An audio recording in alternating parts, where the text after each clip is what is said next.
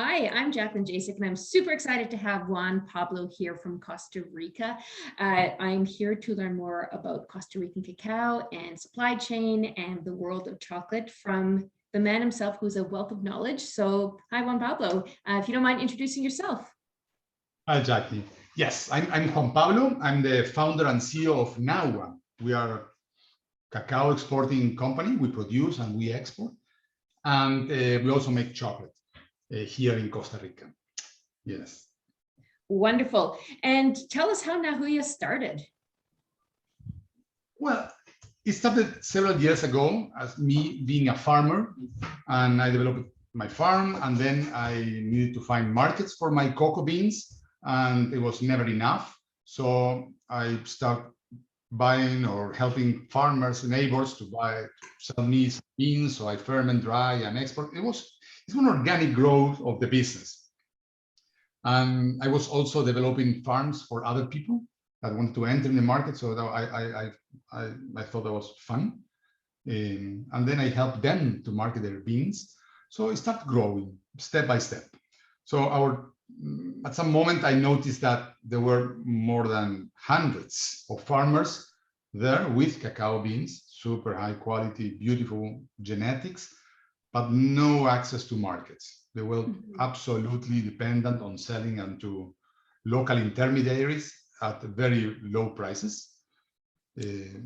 So I thought that it could be a good idea, a fair idea, and with very high social impact to aggregate them, buy them fresh beans, pay them cash at very good prices, control the fermentation and drying, and export that to very qualified buyers that appreciate all this, what we were doing.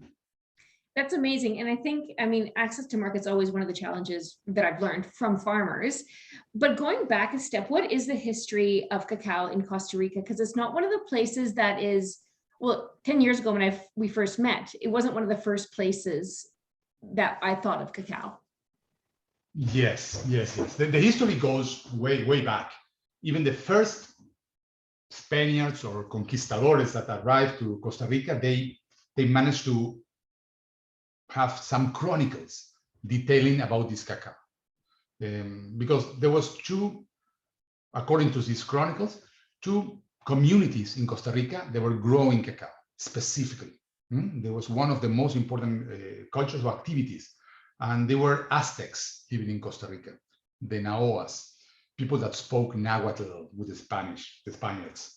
So they produced cacao, and they sent that by boat or walking to Tenochtitlan in Mexico. That is known, and it's also known that these communities arrived to Costa Rica in the 1400s from southern Mexico, from Chiapas. They were from there, and the communities there.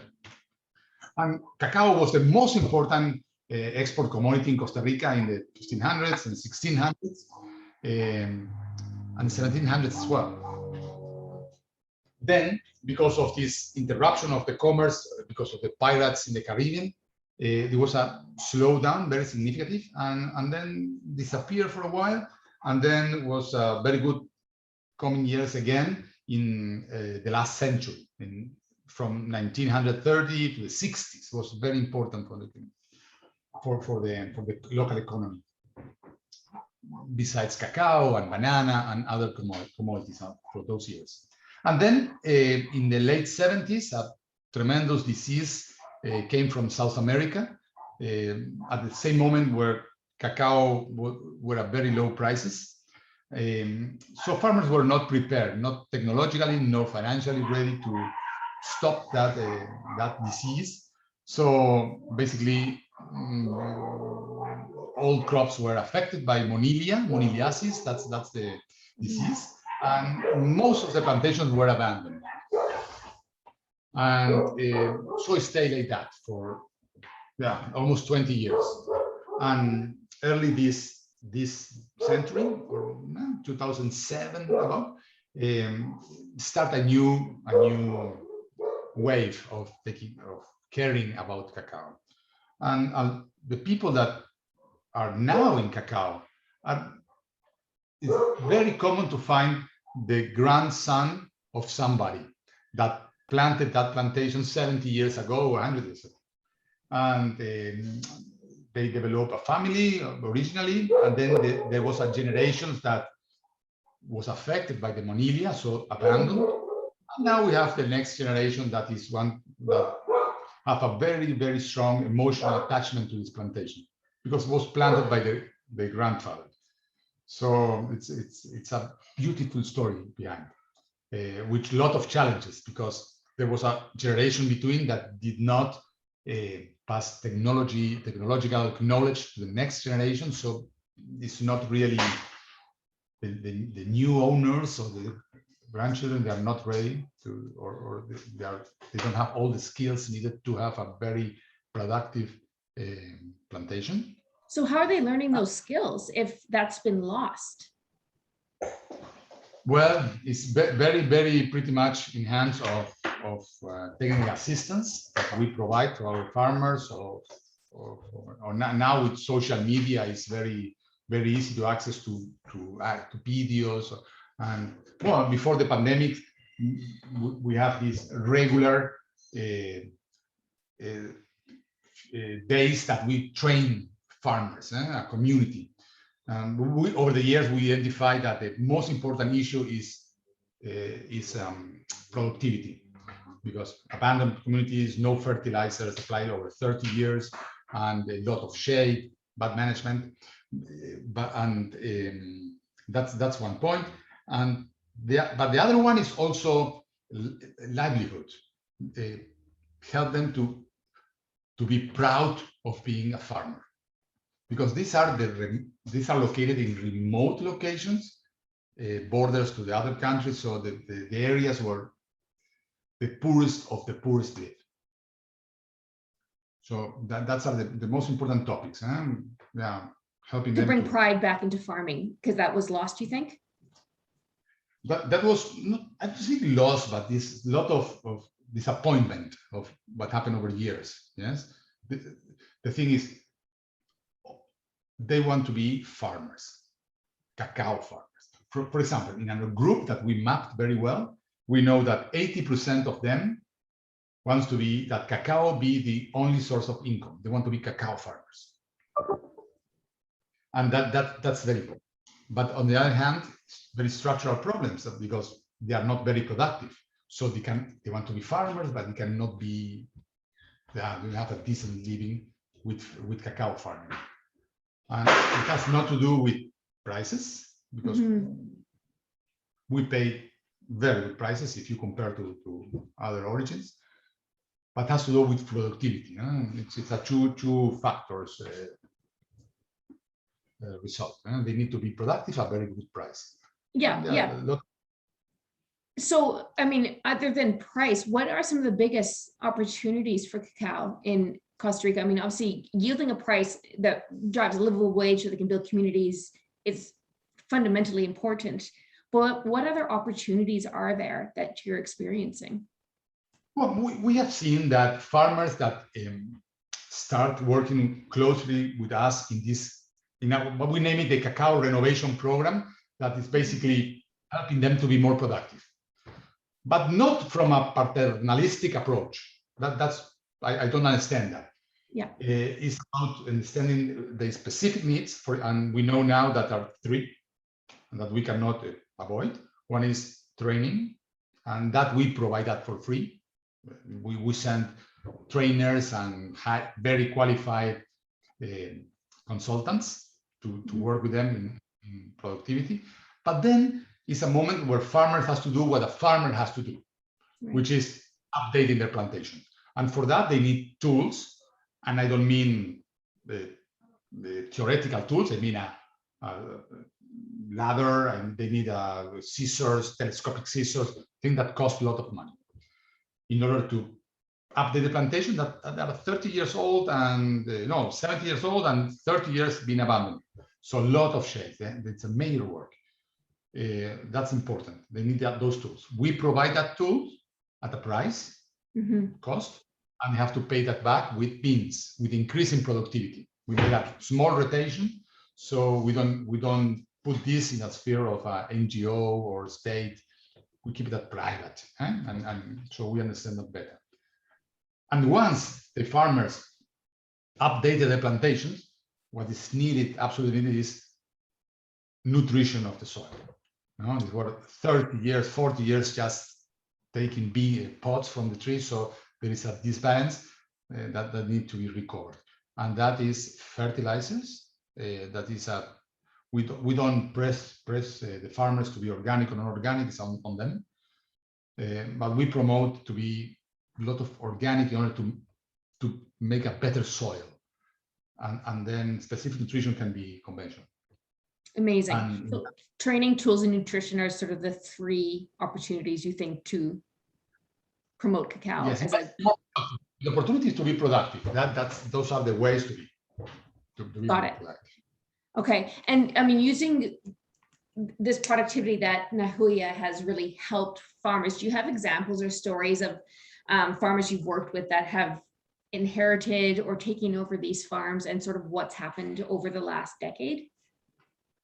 Yes, and that is fantastic in cacao. That is why what is for me so important, because you can see results from one year to the next. So a farmer that goes with the program, so is trained, make the improvement in the farms and apply fertilizers, he can double their yields from one harvest to the next one.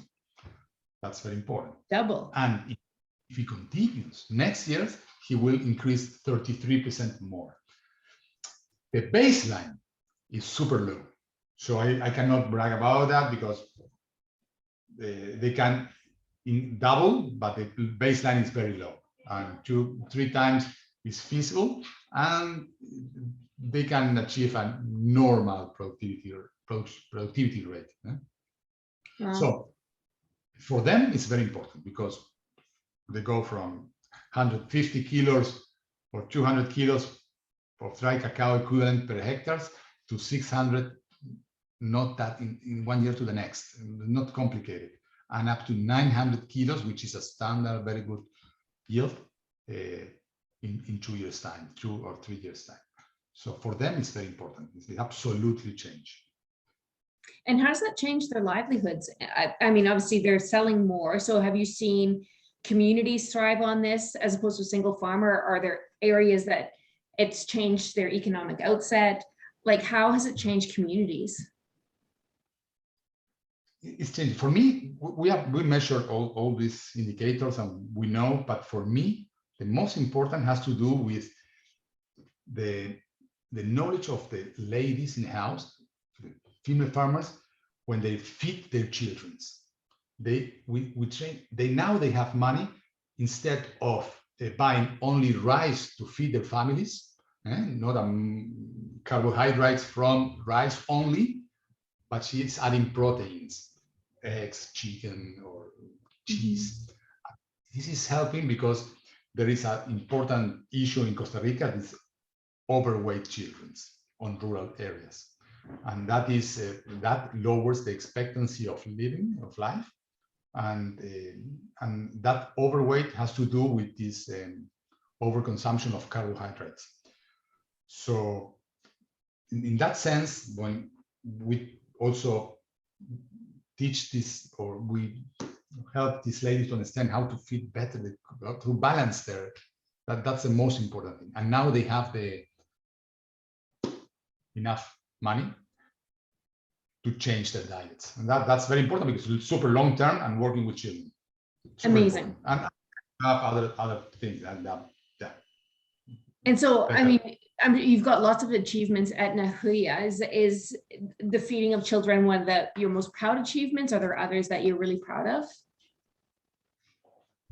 Well, yes. It is your chance to brag. There's no humility here. Brag. That's very important. The other front that I'm very proud of, and I think it's still a lot of things to do, is working with the female farmers, because there's an incredible situation of disadvantage and very structural, not easy to solve, and has to do with cultural, with economic factors, social aspects as well, and opportunities. So And those are not few farmers, there are plenty. We have 26% of the farmers in charge of the farms in our network are female farmers. Wow. And they're facing some situation that should not be like that. For example, in average, they own 25% less land as a male farmer. So, and they are less productive. We understand now why. It's not because they're women, it's because it's a complication when you have to feed your children, send them to school, send them to the doctor, wait for them, take care of them, and also provide them with less land. So it's very difficult. They don't have enough time as a male farmer. The lady has to devote time to their children. That is cultural like that in those areas. It's not a shared activity. And then also with less. Would the extended family help these women generally, or what's the cultural side of supporting other farms for women? There is some help, yes, also from the government. In Costa Rica, the government is present in this social aspect. They can take care to the children if the lady is working during the day, but the locations are school is mandatory in Costa Rica. No? Children must go to school. This is not possible to have. They will be identified very fast, and will be even a prosecution to parents. Same as going to hospitals and things like vaccination. All the things in Costa Rica are especially good. But the location is remote. They can after they have to go to school, and then somebody has to pick them at school, bring them home, take care of them. It's not that easy to no. So what kind of ideas do you have to help women in cacao? It represents a massive part of your network. Yes. Yeah, that's the thing that I'm thinking almost all the time, because I don't want to enter in paternalistic approach, just subsidizing. That is a wrong. But then I enter in a gray area that I cannot change, because we identify already how many hours a lady has to devote to the children that she cannot devote to the farm. It's about 10 hours per week that she cannot go to the farm and take care. What we are doing is we send a crew of workers 10 hours per week to update the plantation, to compensate that. Somebody has to pay for that. And for now, we are paying for it. And that's a way to do that. And then we include the ladies in every training, in every opportunity to give them tools and scissors, fertilizers. With increasing productivity, we cover it back, and then that's very important. But this crew thing, sending people to help the ladies 10 hours and update what is needed, that's very important, because it can be solved in the same value chain. Because we have a super refined and very detailed traceability system. We can buy and identify beans that are coming from these ladies. So we can have a separate fermentation, separate drying, and separate availability of beans that are produced by ladies, farmers, female farmers. And maybe that is super important if a female lady chocolate maker will have those specific beans to make a chocolate bar from ladies to ladies. Is that on the market now? Is that available now? For us it's very easy, because we have to separate and deliver the beans, and that's what we do. Now everything is on the same, but it's easy for us. It's not a complication at all. And in that value change has to accept that maybe we have to help each other and send money back with a premium in the price. That will not be significant, but will be very important. That comes directly to the ladies to pay for this crew to update the plantation. Yes, for them to be more productive, because that's the goal. They have to be more productive than male farmers because they have less land. They have to provide a family with less land. So they have to be super productive. And that is possible. Yeah, I think, I mean, that's a really interesting idea that I would be interested in learning more, because I think that is using business for good, and especially if we can impact. So do you have messages to chocolate makers and chefs and consumers alike on, what you hope the perception of Costa Rican cacao is, and how, as consumers of chocolate and makers of chocolate, I mean, what can we do different? No, the perception in general is very good on the quality. Genetically fantastic.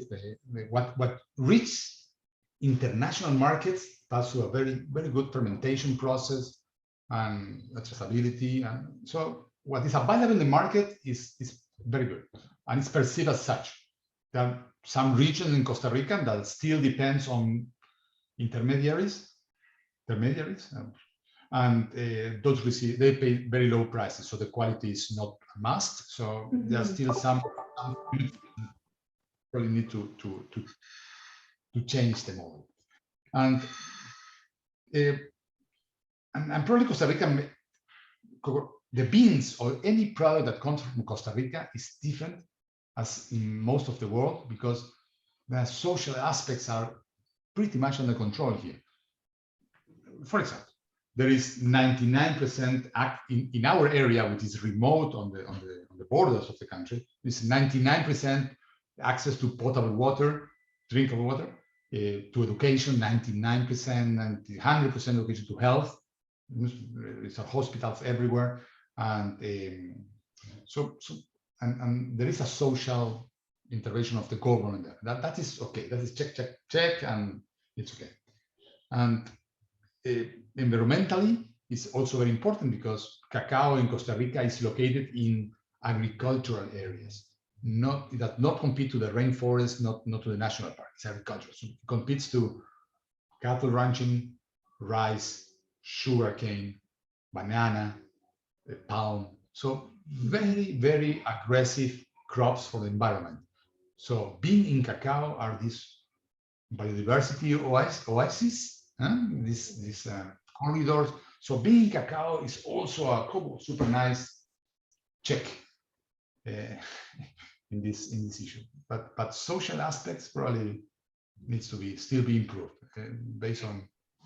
And I mean, from many conversations with you, you do have a very structured social impact program that does cover sustainability for the environment and for communities and the farmers you're working with. Can you give a brief overview of what that looks like? Because I know it's quite complex, but I mean, it's brilliant. No, it's okay. We try to keep it very simple because we are a small company, so everybody is involved in this and believe in this. So, but it has to do with things. The environmental aspects of this is we want to create corridors, and this has to do with every farmer, small farmers, and because we have mapped that in Google, in map, so we know where they are, very close to each other, is to increase their area. That's the goal. Change the landscape. Instead of them having 2 hectares of cacao or 1 hectare and an extra hectare of rice or whatever, or just a cow there, a cattle, is increase the cacao plantation, more area. That will change step by step the landscape, and we connect the farms, and we have corridors. It's very important. That will be done only if farmers perceive cacao as a good opportunity for them. Right. Yes. So it's again very nice. It's market driven. So if we manage to continue being successful in the market, they will increase the area. We'll get more beans, more transactions, more area in cacao. We provide genetic material, so small trees, grafted trees, and we help them, we train them how to graft and continue plantation instead of 1,000 trees by 1,000 trees, just by 5 by 5, so that they can every month they can add area. Very interesting. That's on the environmental aspects. We don't enter more than just being in cacao is so much better than being pineapple or cattle ranching. Why pineapple? I always find the pineapple thing very interesting. Yes, yes. This is extensive crops we have in Costa Rica. That's super high quality and preferred in the world. So it's very sweet. So it's a very, very good, very interesting, but completely different. You have to basically sterilize the soil, produce pineapple, and no shade, no trees. The temperature is like 4 degrees Celsius higher as in the neighboring banana plantations. So same as cattle ranching. It's basically this kind of agriculture in the tropics needs to the forest to be cut down, right? And have, instead in cacao, you need a shade of trees. Okay. So it's completely, and it's better in cacao. And then in social aspects, we have plenty of things to do. We have this issue with children's obesity, very important. We have some indigenous communities that have been marginalized for years, and they used to be cacao farmers decades ago, 100 years ago. So we need to integrate them in the system, and we are trying. It's pretty much difficult, but we are in a good direction. And then it's centered on productivity. If a farmer is productive and is receiving a fair price or better than a fair price, that helps them to in their pride to be they feel much better as being a farmer. The ultimate indicator for me is in the social aspect is when parents, excuse me, call their children that are in San Jose, in marginal areas in the city, and call them back. Come back to the plantation. That is fantastic. And that means that farmers believe that that is the way. It's changing the history. It's changing the trend. Come back to the field for a better quality of living. And the kids, are they doing it? Are kids wanting to do it, to go back to the farm? Yes, because we are not educated. They can be only in very dangerous marginal areas in the cities. Jobs that are exhausting or demanding. Being on the farm with the parents, having can be, if they are productive, if they can have a very good quality of living, is for them a dream life. Interesting. Okay. Yeah. So we have the environmental, we have the social, and you said with parents calling kids back. I think that's really cool because they believe in cacao again. Yes. Okay. That's great. That's amazing. And then, so you started, I mean, you are a farmer, you mentioned, and then you started bringing farmers together and getting the beans to market, but then you're also making chocolate yourself at Nahua, so doing the whole bean to bar process. So how did that all happen? That happened because I'm very jealous sometimes, and I noticed that there were a lot of chocolate makers in the world winning awards with the beans that I supply. So I feel I need to chocolate as well. So that was a trigger that I wanted to have a very good job. Yeah. Yeah. That's amazing. You do have amazing chocolate. The last time I was there, it's been a long time since I was in Costa Rica. I've 7-8 years. But it was very cool to see you were just setting up your chocolate making factory when I was there last in, I can't say Heredia. Yes. Yeah. Yes. That's amazing. Oh, very nice machine, small. Basically, from our whole production of cocoa beans, we make chocolate only with the 3-4% of the beans. So we are 96% volume-wise cacao exporters, cocoa bean exporters. Yeah. And we also make chocolate. And that's fun. Again, very interesting facts there, that because our chocolate makers, the ladies that are there, I'm not patient. I cannot be there. I cannot. But the chocolate makers, they are daughters from farmers. Oh, cool! That's amazing. Strong attachment in the lady that makes our chocolate. Yeah, that's amazing. Well, I'm going to ask you one last question because I think this, I do want to respect your time. and it's a big open-ended one, so go whichever direction you want. But what is your dream for cacao in Costa Rica? I think that it's about really changing landscape in Costa Rica, the agricultural landscape. I would like to have more farmers planting cacao and thriving plantations, not only where we are located, but in other areas of the country. So they're so marginalized and they don't have basically a same farmer, same profile in our area. They can move forward. In other areas of the country that very behind. So my vision is to that all cacao farmers in the country have different opportunities, more opportunities. We know how to do that. I would like to go everywhere in the country, myself or somebody else, but that has to change. And then maybe you have an opportunity to do that the same in Nicaragua, Panama, Colombia, because this situation is basically the same in every country. So it's and the other goal for me is also to connect more the chocolate makers with the farmers that understand really what is happening and why this chain has to go closer. Yes, because it can be changed. We show that every day that can be changed. It's no need for cacao farmers to be the poorest of the poorest in the society. It's no need for that. And that's my dream too. I mean, that's why it's so important to me to go visit when I can. And I mean, you were the first visit that I had done. So I'm so grateful for that. And we're so proud to be buying cacao from you and your network. And I hope to come visit again soon. And you're always welcome to come visit in Canada as well. But my goal is simply to continue to help you in your mission in making cacao farming a sustainable thing, because the world loves chocolate, but I think it needs to be more equitable. Yes. Thank you. And you're always welcome. And everybody that's hearing this conversation as well. No, it's a beautiful country with the happiest people in the world. Yes. Oh, for sure. Despite the pandemic, we are. La pura vida, right? Pura vida.